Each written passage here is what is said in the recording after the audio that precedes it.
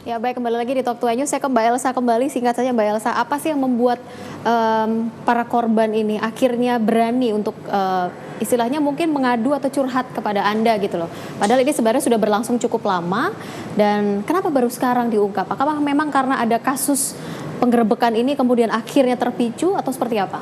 Iya, tadi saya udah ceritakan yang salah satu artis yang cukup terkenal yang minta perlindungan saya, yang akhirnya saya lindungi, itu mengatakan gimana kita proses hukum aja. Saya bilang kan kamu diperlakukan, tapi dia bilang jangan, kuat sekali dengan hubungannya dengan oknum ya, oknum polisi begini-begini, sehingga itu semuanya nanti akan sulit, akan dimentahkan.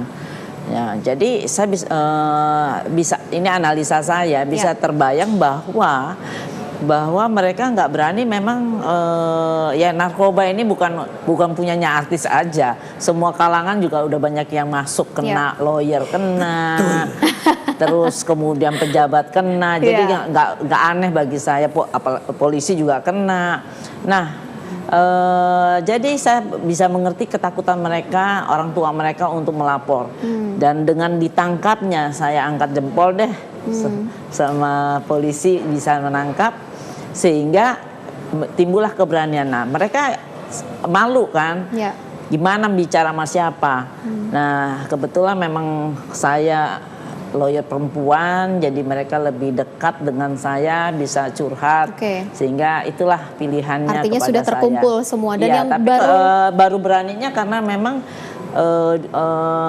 semua orang lingkungan di situ juga tahu gimana keakrabannya dengan oknum-oknum polisi. Adakah kemungkinan nanti akan lebih banyak lagi yang untuk melapor kepada pihak kepolisian? Kalau kemarin kan memang baru hanya ya saya pikir gitu, bisa lebih banyak karena kalau dengar ceritanya ya ternyata lebih banyak karena bukan satu. Dan tadinya mereka tuh nggak mau bicara dengan wartawan, namanya pun harus tutup. Saya bilang iya, saya lindungi karena ini nanti persidangannya juga tertutup untuk umum, jadi nggak masalah bagi saya juga nggak. Yang penting saya bisa menolong anak-anak ini. Tapi ternyata ini atas kemauan salah satu citra ini aja yang berani, yang lainnya itu. Dan kemudian kita membuat laporan polisi, saya panggil karena waktu peristiwanya masih di bawah umur, kepolisian minta semua orang tuanya terlibat. Jadi saya agak lama tungguin orang tua masing-masing satu-satu gitu. Baik, saya ke Mbak Linda kalau begitu. Mbak Erlinda dari KPAI, apakah memang juga mencium begitu loh aroma-aroma tindakan asusila, gelagat yang tidak enak begitu? Atau setelah dengan adanya kasus ini baru akhirnya KPAI tahu? Sebenarnya kalau kami dari Komisi Perlindungan Anak Indonesia sudah mendengar ini ataupun mencium bau ini sudah sangat lama. Kapan tepatnya? Tepatnya ya mungkin sekitar 5 tahun yang lalu sebelum saya menjadi komisioner. Karena kita kan isu perlindungan anak ini kan kita memasuk semua elemen ya. Karena kita berharap bahwa semua elemen bangsa ini punya tanggung jawab. Apa yang diketahui, informasi apa yang diketahui pada saat itu? Iya, karena dunia entertain itu, apalagi dunia perfilman, artis itu kan menjanjikan sejuta mimpi.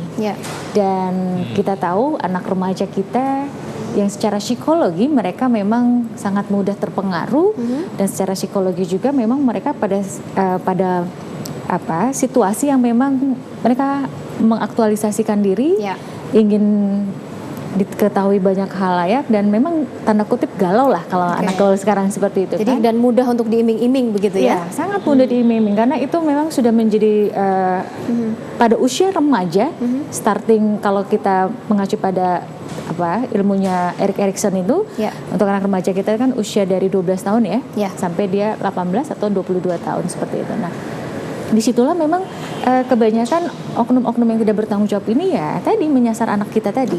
Nah, pada saat itu kalau kita mau flashback 5 tahun yang lalu kan bagaimana gegap gempita TV-TV swasta pun juga kan bermunculan, dan film pun juga mungkin ya Ompong itu pun juga kan sedang lagi banyak juga nah disitulah medan magnet mengakibatkan banyak remaja kita. KPAI saat ini melihatnya ini seperti apa? Apa yang bisa dilakukan? Ya, kami melihatnya saat ini kami harus mengambil momentum ini untuk lebih kita menyelamatkan anak-anak kita ini dari hal-hal yang buruk tadi. Karena seperti kita ketahui narkoba ini sudah masuk ke semua kalangan. Dan ini benar-benar yang akarnya sangat kuat sekali, seolah-olah tidak bisa. Tapi jangan salah, kami katakan narkoba di sini sangat kuat, di sini seksual pun sangat kuat. Nah, dua ini yang harus kita putus mata rantainya, dan kami berkoordinasi dengan Barreskrim dan kami apresiasi sekali petinggi dari Polri, dari Pak Kapolri sampai bawahannya itu sangat komitmen terhadap untuk membongkar bisnis yang sangat merusak manusia. Anda sudah bertemu dengan korban? Kalau untuk bertemu dengan korban, memang kita saat ini kita sterilkan dulu supaya apa? Paling tidak kami ingin semuanya nanti balance ya. Dalam arti kata, korban ini kan nanti biarkan pendampingnya dari psikolog dulu dan sebagainya. Pada saat kapan kami tepat masuk itu di situ. Karena apa? Ini untuk semua membantu proses hukum yang sedang berjalan agar kami tahu pada saat kapan kami harus bisa menyelamatkan anak-anak ini lebih banyak lagi seperti itu. Baik, Bapak Ibu, kami coba hadirkan kembali ini petikan wawancara kami sebenarnya dengan korban yang kami lakukan kemarin dengan rekan Yul Fitri Nesha. Ada pengakuan-pengakuan sebenarnya yang diberikan oleh korban. Kami hadirkan cuplikan wawancaranya pemirsa untuk Anda. Dulu aku punya manajemen dan sekarang dibawa oleh Firman Nurjaya yang kebetulan sekarang menjadi anggota Parvi juga, dan aku ditawarin untuk menjadi backing vokal AA. Saat itu aku ke manajemen aku, langsung aku dibawa ke rumah AA. Waktu itu umur kamu berapa, Cik? Umur 16, 2 bulan lagi sekitar 2 bulan baru genap 17. Setelah itu aku dibawa ke AA, setelah itu aku langsung sampai sana, AA sudah main-main dan banyak yang sudah nyanyi-nyanyi. Setelah itu ceritanya Agatot ini punya band atau seperti apa? Iya, saat itu sedang mengeluarkan album, kalau tidak salah nama albumnya Terkadang. Iya benar, Terkadang. Setelah itu, setelah selesai, lanjut cerita, singkat cerita, selesai dari aku coba juga backing vokal. Setelah itu jam 3 malam, jam 3 pagi. Kalau nggak ada pengguna. Ya, memang benar ada iming-iming begitu karena backing vokal, dijadikan backing vokal, kemudian dijadikan sebagai artis. Itulah mungkin yang tadi sudah disampaikan oleh Mbak Erlinda begitu ya. Di masa-masa galau mudah untuk diberikan iming-iming begitu. Pak Nyoman, kalau Anda lihat ini sebenarnya kasus masih terus bergulir. Kalau tadi Mbak Elsa mengatakan masih baru berapa begitu ya yang akan melaporkan. Kira-kira kalau dari AA sendiri, kalau nanti akan dipertemukan begitu dengan para korban? Saya rasa mungkin kita ini kan di dalam undang-undang advokat itu kan juga sebagai penegak hukum. Kita juga ingin satu kebenaran. Jangan sampai orang memanfaatkan situasi ini yang mungkin tadinya tidak memenuhi unsur untuk dia melakukan upaya perlawanan, ya.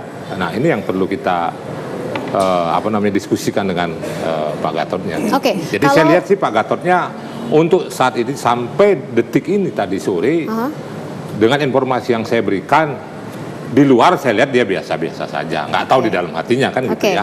Baik. Ya. Tapi kalau kaitannya dengan aktivitas yang ada di Padepokan itu sendiri, Padepokan ini sekarang masih ada atau sudah? Kalau menurut informasi kan sudah lama lama ditutup begitu. Kalau cerita dari AA sendiri, apa sih sebenarnya aktivitas dalam Padepokan ini sendiri?